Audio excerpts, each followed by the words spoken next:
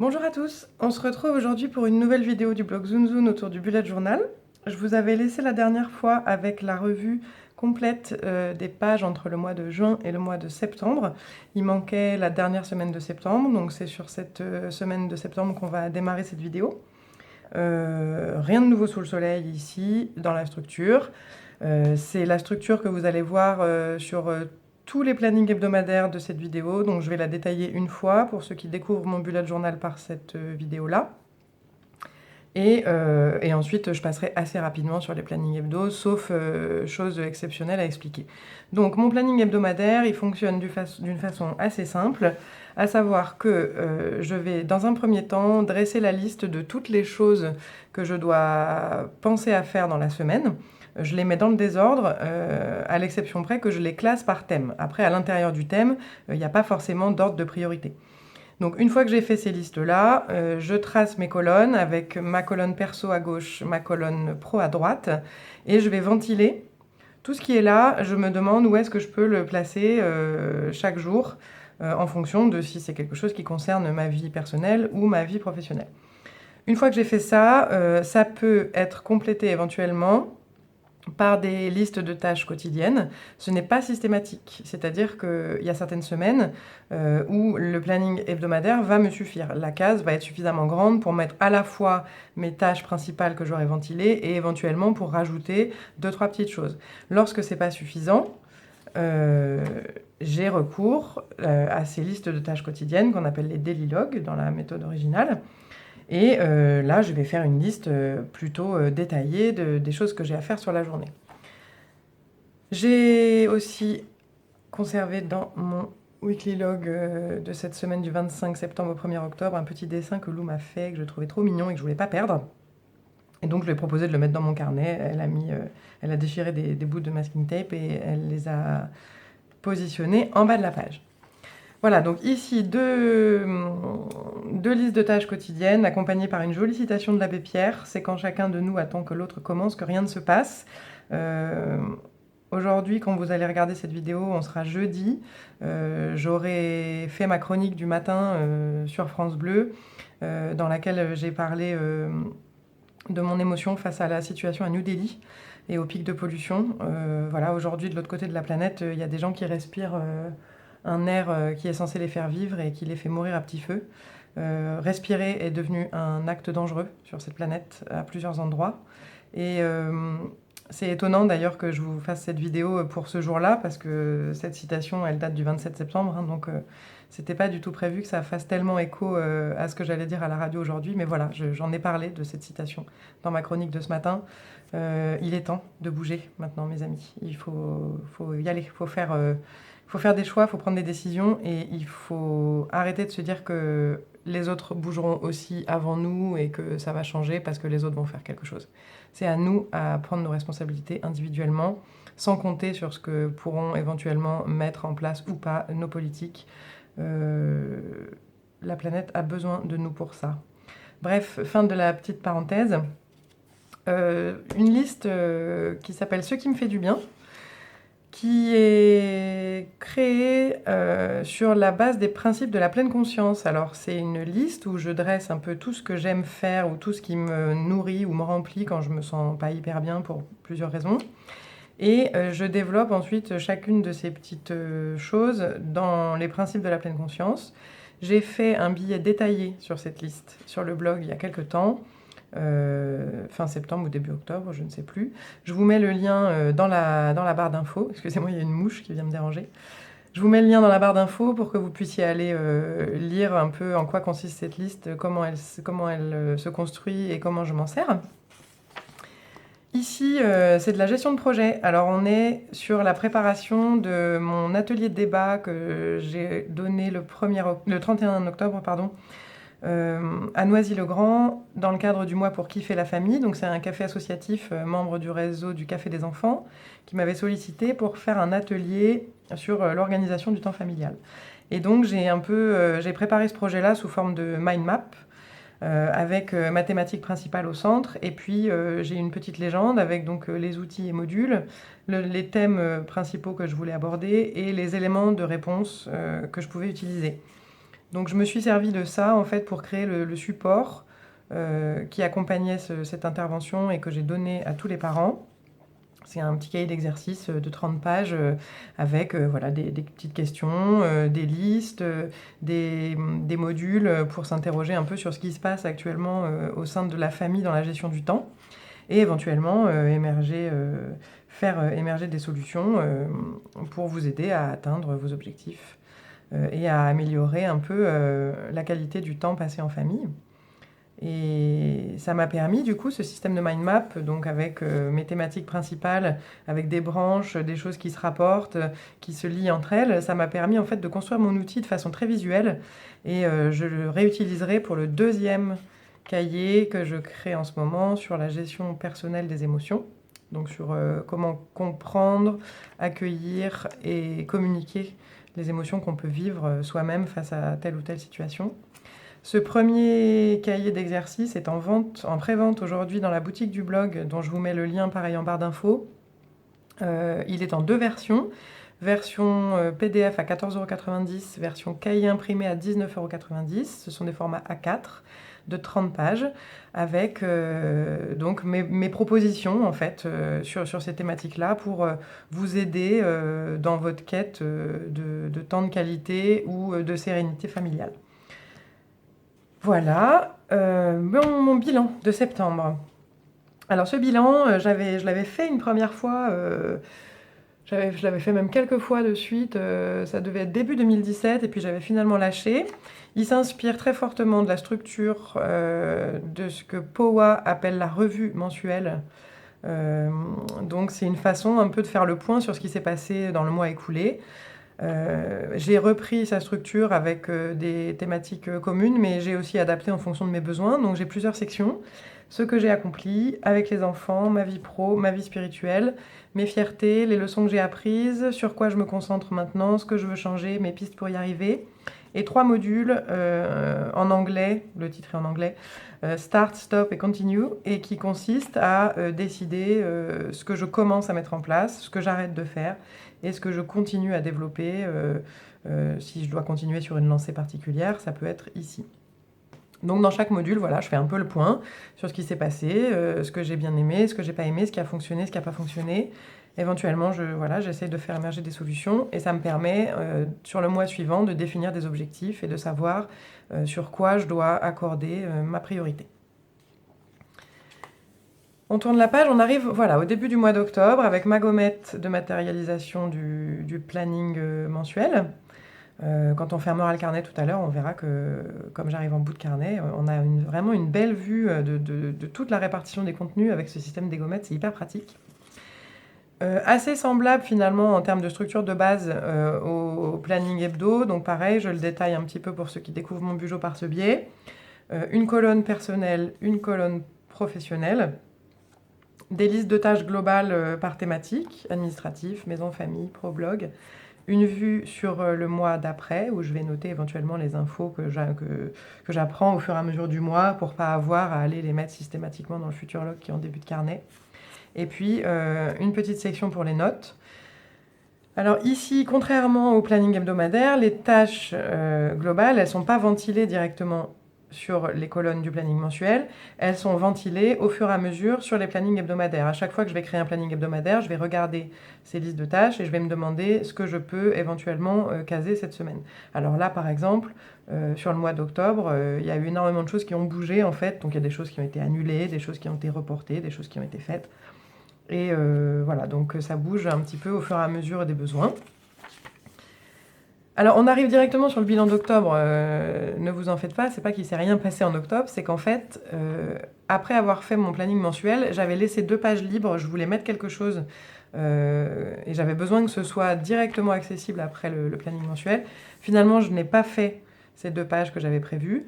Et donc, pour pas gaspiller, arrivé en fin de mois d'octobre, j'ai réutilisé cette double page pour y dresser mon bilan sur le même schéma que le bilan de septembre, avec les mêmes catégories exactement. Vous êtes nombreuses à me demander s'il faut laisser de la place pour caler des choses au bon endroit, etc. Moi, je ne suis pas du tout partisane de ça, sauf exceptionnellement quand vraiment j'ai besoin que 2 choses soient mitoyennes. Mais voilà, là, j'avais besoin de mettre mon bilan d'octobre. Je l'ai mis finalement en tout début de mois parce que j'avais 2 pages libres. Mais au final, c'est pas très très grave, puisqu'en fait, ce qui importe, c'est que je me retrouve ensuite avec un index qui m'informe que mon bilan d'octobre, si je le cherche, il est page 212. J'ai pas de soucis. Mon mois d'octobre est très bien matérialisé dans mon index. Si je cherche mon bilan, que la ligne soit ici ou ici, ça n'a pas beaucoup d'importance. À partir du moment où je sais à quel numéro de page il se trouve, je peux le retrouver si j'en ai besoin.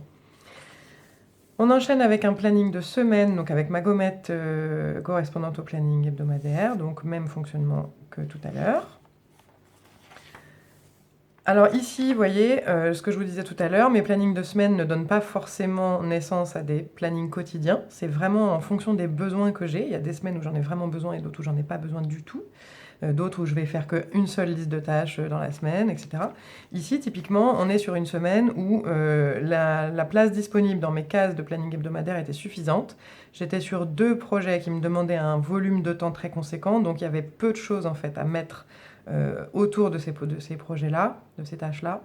Donc voilà, les petites cases de mon planning de semaine étaient largement suffisantes cette fois. Et donc voilà, j'ai enchaîné directement sur la semaine suivante, toujours sur le même principe, avec ma gommette, mes listes de tâches, qui sont ventilées ensuite dans mes colonnes perso et pro. Ici, on a la première étape, la première question du challenge « Je réinvente ma vie » qui est initiée par Powa. Encore elle, décidément, elle est partout dans mon carnet. Mais j'aime beaucoup ce qu'elle fait, je trouve ça hyper inspirant. Et voilà, donc j'ai commencé à faire ce petit challenge. Et la seule liste de tâches de cette semaine du 9 au 15, j'ai eu besoin le vendredi 13 octobre d'avoir une liste de tâches un petit peu plus détaillée que ce qui se passait au niveau du planning hebdo. J'avais besoin d'une recette d'une quiche végane que je fais très souvent et j'avais l'occasion de la faire goûter là dans un café débat, le fameux café veg dont j'ai parlé. Pour ceux qui ont lu l'article sur la protection des oiseaux, voilà, c'était le deuxième café veg auquel j'assistais le 13 octobre et j'emmenais donc la recette de la quiche indienne végane avec moi. Ici, dans ma liste de tâches, j'avais l'envoi de mon livre pour la gagnante de mon concours Instagram de début octobre, et donc j'en avais profité aussi pour mettre son adresse. Et ici, c'est une phrase qui a émergé d'une discussion avec une amie sur la créativité. Et on a fini par se dire ça, et je trouvais ça hyper vrai comme phrase, et donc j'ai voulu en garder une trace. Discussion avec Christine le 12 octobre 2017. Je tourne la page. Alors ici, c'est un gros morceau d'exercice de CNV. Ça s'appelle l'exercice des besoins. C'est quelque chose dont on aura l'occasion de reparler et qui sera décliné notamment dans mon deuxième cahier sur la gestion des émotions. Le principe étant de... Vous entendez ma boîte mail qui se met en route. J'ai oublié de couper mon ordinateur. C'est pas grave. Le principe étant d'identifier les besoins profonds qu'on a et qui sont à la source de nos émotions. Ça fait écho à un billet que j'ai publié il y a quelques jours qui s'appelle « Assumer la responsabilité de ses sentiments », dont je vous mets le lien aussi en barre d'infos, et qui s'appuie en fait vraiment sur cette notion des besoins tels qu'ils sont compris par la CNV. Hein. Donc c'est pas les besoins courants, on parle vraiment des besoins profonds de chaque humain dans ses relations, dans ses ambitions. Moi, j'en ai isolé 6, et donc cet exercice des besoins, il me permet pour chacun d'eux de faire le point, de comprendre mon rapport à ce besoin-là, comment il se manifeste, quelles attitudes j'adopte par réflexe quand je suis en situation d'être face à ce besoin-là. Ça permet en fait de beaucoup mieux se connaître et de pouvoir anticiper et surtout de trouver des solutions pour dépasser ce besoin-là et pour y apporter des réponses qui soient vraiment efficaces dans la façon de les aborder, et ça permet de beaucoup mieux gérer ses émotions.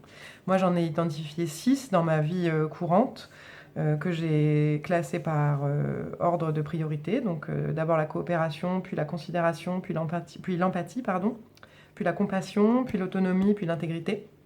Donc pour chacun de ces 6 besoins, je vais faire cet exercice. Vous voyez, c'est un peu long, hein. Ça c'est la liste des questions. Là, c'est les réponses, jusqu'ici. Et ensuite, les quelques pistes de travail que je peux dégager pour m'améliorer sur ces besoins-là.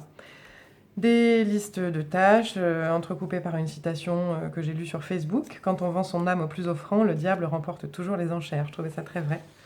Donc c'est pareil, je l'ai noté. Ici, quelques pages de notes pour le blog au sujet d'un webinaire auquel j'ai assisté, mais qui m'a pas vraiment intéressé. En fait, j'avais déjà appris beaucoup de choses dont il parlait. Donc ça n'a pas beaucoup d'intérêt pour moi, ni pour vous d'ailleurs. Une liste de tâches, la prépa du Minimag 8 qui est toujours en attente. Il me faudrait 14 cerveaux et 26 bras actuellement pour faire tout ce que je dois faire. Donc le Minimag, il attend son tour et j'espère pouvoir le faire partir cette fin de semaine. Semaine du 16 au 22 octobre, rien de nouveau, donc même structure, même fonctionnement. Des daily logs, une jolie citation de Franquin. Qu'est-ce qu'un adulte? Je dirais que c'est un enfant qui a mal tourné. Ici, je développe vraiment cette petite technique de l'écriture noire avec juste le trait de couleur. Je trouve que c'est hyper joli. C'est rapide et ça évite de passer beaucoup de temps sur la déco. D'ailleurs, c'est rare, mais ça arrive. Là, par exemple, ce jour-là, j'avais pas du tout le temps. J'ai juste fait ma liste, j'ai laissé le truc en l'état. Et ça va rester comme ça. Et puis, dernière semaine du mois d'octobre, qui marque aussi la fin de ce carnet, puisqu'il ne reste plus que 5 pages, et je ne voulais pas entamer un mois que je ne pourrais pas terminer, et donc être à cheval sur 2 carnets. Donc voilà, dernière semaine du mois d'octobre, donc à cheval entre le 30 octobre et le 5 novembre, et avec donc mon intervention à Noisy, qui était vraiment extra. J'ai fait des super rencontres. Merci beaucoup aux parents qui se sont déplacés, c'était vraiment un super chouette moment, ça m'a fait vraiment très plaisir de faire ça avec vous. Merci beaucoup à Muriel aussi, qui est l'organisatrice de cet énorme événement, ces 30 jours de rencontres, de débats, de projections. C'est un travail de titan qu'elle met en place pour participer à son niveau à l'accompagnement des parents. Et c'est vraiment super chouette. Et j'ai aussi rencontré Sophie Nel, qui est l'auteur du livre qui s'appelle La communication positive parents-enfants, qui est un petit bijou dont j'ai publié aussi la chronique hier sur le blog. Donc je vous invite, pareil, à aller lire ce billet. Voilà, alors un petit mot avant de vous quitter, juste, vous avez vu, j'ai un peu dispersé pas mal de matériel. Alors la première chose, c'est que donc, je commence un nouveau Bugeaud, donc voilà mon nouveau carnet. Leuchtturm framboise, on ne change pas une équipe qui gagne. J'ai feuilleté pas mal d'autres carnets et il n'y en a pas un qui me fait envie autant que cette gamme-là. Donc j'ouvre le 3e là. J'ai commencé au mois de novembre dedans, on aura l'occasion d'y revenir assez vite. Et c'est là-dedans d'ailleurs que je fais les pages qui concernent la vidéo sur la préparation de Noël, que vous pourrez visionner éventuellement en même temps, enfin à la suite de celle-ci si ce n'est pas déjà fait. Et puis donc je voulais vous faire juste un tout petit point sur le matériel. On m'a demandé récemment ce que j'utilisais. Donc pour les mises en couleur, j'utilise pour les traits fins. Donc un trait fin par exemple, ça va être celui-ci. Le bleu turquoise, c'est celui-là là, qui est présent ici. Donc ça, ce sont des stylos, c'est Triplus Fine Liner de Staedtler. C'est une pointe 0,3 mm avec un corps triangulaire. Ils sont super chouettes. Je les utilise depuis le tout début de ma pratique du Bugeaud. J'adore vraiment ces stylos. Ils sont pas très chers. Je vous mets un lien en barre d'infos. Du masking tape pour mes séparations de planning hebdo. Je trouve ça joli. Ça ajoute de la couleur sans demander beaucoup de temps. Ça permet d'avoir quelque chose d'un petit peu vivant assez rapidement. Les feutres, pour les traits plus épais, par exemple, ça c'est un trait plus épais, par exemple, ça c'est un trait plus épais. J'utilise les Papermate Flair, ce sont des feutres de coloriage en fait, qu'on trouve y compris en grande surface et bien sûr sur internet. Pareil, je vous mets le lien en barre d'infos. Pas mal de crayons de couleur en ce moment qui sont revenus. Il y a eu une époque, j'étais beaucoup sur les tombeaux et tout, mais là vous voyez par exemple mes soleils repartent au crayon de couleur, mes fonds, tous mes aplats de couleurs repartent au crayon. Je sais pas, j'ai envie de quelque chose d'un peu plus doux. Les tombeaux, j'adore le rendu, mais c'est quand même, ça donne quand même un effet beaucoup plus marqué, beaucoup plus visuel. Voilà, et surtout, la grosse nouveauté, c'est le changement de stylo d'écriture. Donc là, je suis passée, pour plusieurs raisons que je vais vous expliquer, sur un stylo Pilote V5 High-Tech Point 0.5. Alors pourquoi je suis passée à ce stylo ?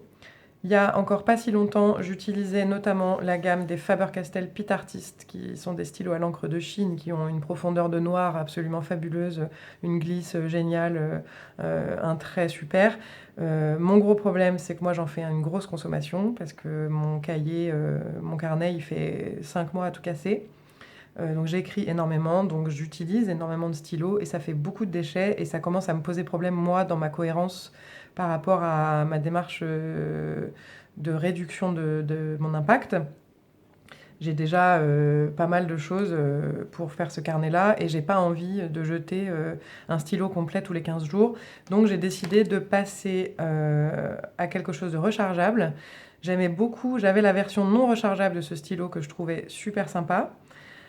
Et là, je l'ai trouvé en rechargeable complètement par hasard, donc je l'ai acheté, il est vraiment trop génial. C'est avec ça que j'écris tous mes contenus, tout ce que vous voyez en fait écrit en noir, hormis les titres, c'est avec ce stylo pilote. Et donc son gros avantage, c'est qu'il fonctionne avec une cartouche. Et les cartouches, donc il est vendu avec la première cartouche, et les cartouches suivantes sont vendues par 3. Il y a plusieurs couleurs en plus, on peut l'avoir en bleu, en rouge, en noir. Je crois même qu'il y a du vert, mais je ne suis pas sûre. Il n'est pas très très cher. De mémoire, je crois que la recharge de 3 cartouches, elle doit être à 2 €. Et le stylo, il doit être à 2,80 € ou 3 €. Et il se trouve en grande surface. Donc pas mal de bons points pour lui. Il a une glisse impeccable, épaisseur de trait parfaite pour moi. Le noir est tout à fait satisfaisant. Son seul défaut, par contre, c'est qu'il ne supporte absolument aucune forme de surlignage. Donc on oublie ça. On oublie le stabilo. Voilà. Si vous avez l'habitude de stabiloter vos contenus dans vos listes de tâches, par exemple, vous ne pourrez pas vous en servir, ça va vous faire des grandes bavures. Donc j'ai conservé. Moi, le Pitartist, maintenant, me sert pour mes titres et pour mes citations. Par exemple, ici, ça, je l'ai fait au Pitartist pour être sûr de ne pas avoir de bavure. Et le reste est fait au pilote. Voilà, donc ça c'était le petit point matériel. Je vous mets les différents liens en barre d'infos. Pour précision, vous le savez si vous suivez le blog, mais je le redis parce que c'est bien qu'on soit transparent. Les liens que je mets vers des produits sont des liens affiliés.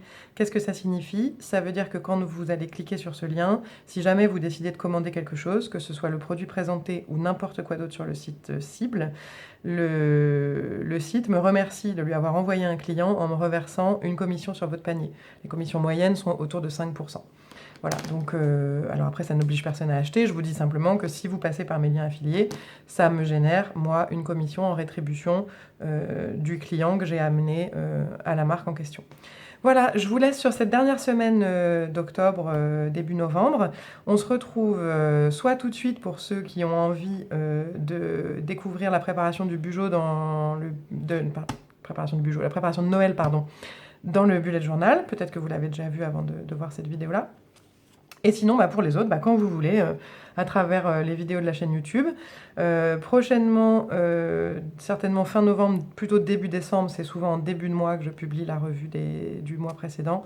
On parlera donc de mon mois de novembre et du transfert, notamment du transfert d'un carnet à l'autre, puisque je suis en train de migrer les collections importantes et les infos importantes de ce carnet vers le 3e.